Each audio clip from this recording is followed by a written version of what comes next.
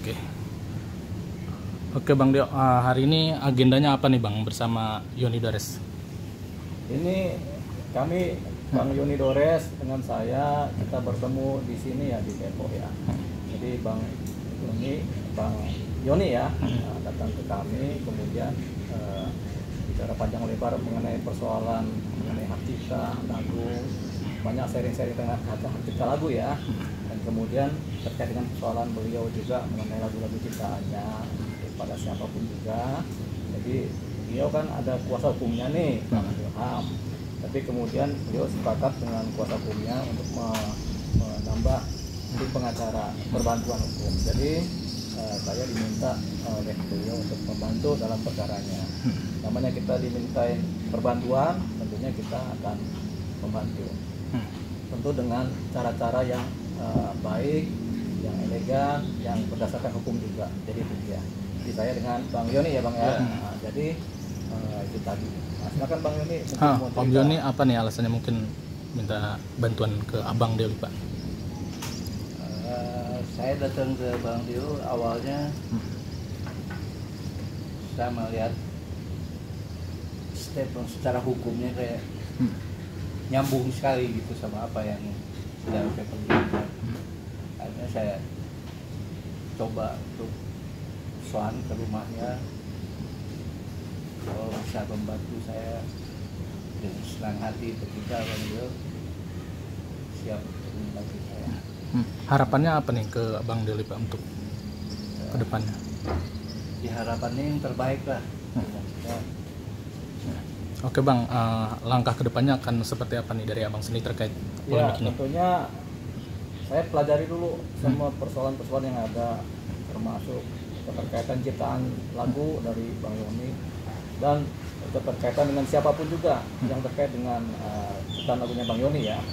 Jadi kita lihat tentunya tidak serta-merta hitam putih, melihat juga aspek sosiologisnya, kemudian kronologis penciptaan lagunya, kemudian hubungan-hubungan hukum dengan siapapun juga, kemudian apa yang sedang dikerjakan sekarang, kan ada laporan polisi juga yang dikerjakan oleh Bang Yoni kan.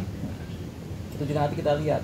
Tentunya ini memang harus hati-hati melihatnya, supaya nanti harapannya semuanya akan selesai dengan baik ya. Jadi kalau tadi saya sampaikan ke Bang Yoni, upaya hukum itu adalah upaya terakhir.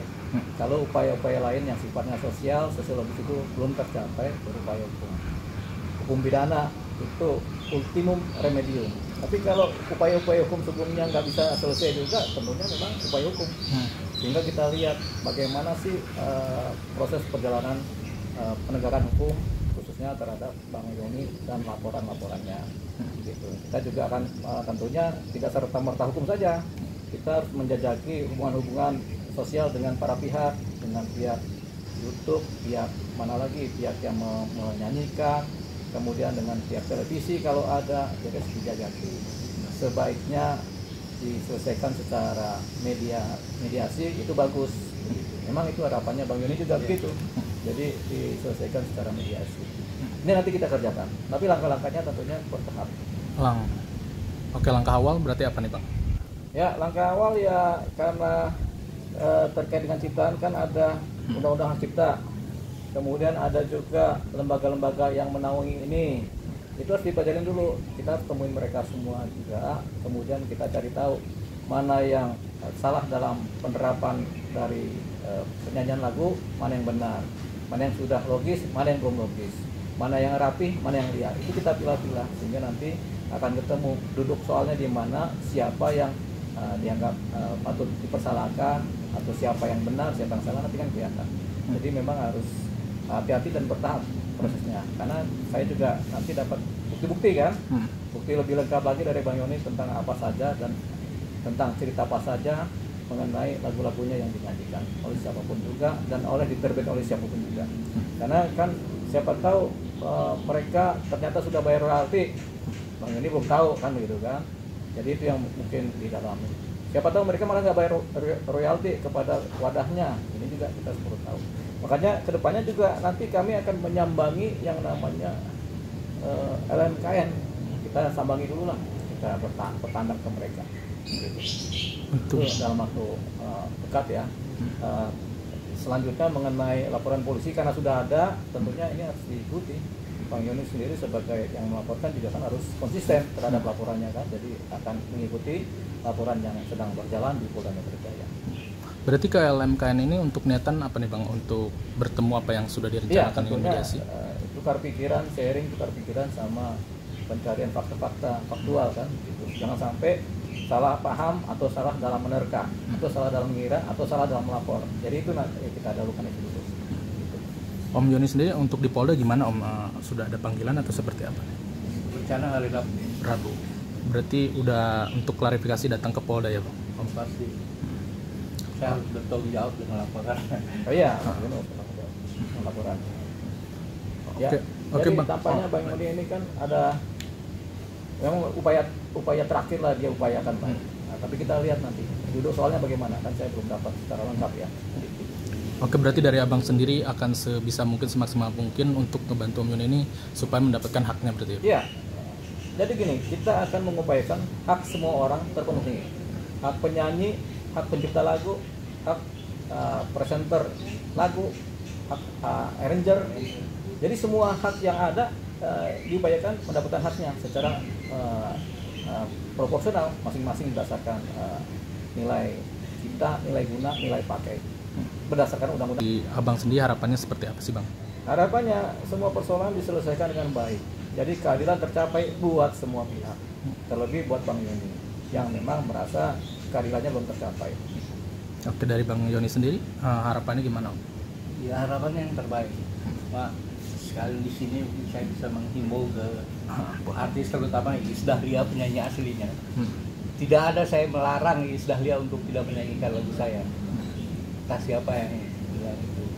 Jadi statement ini salah gitu kan.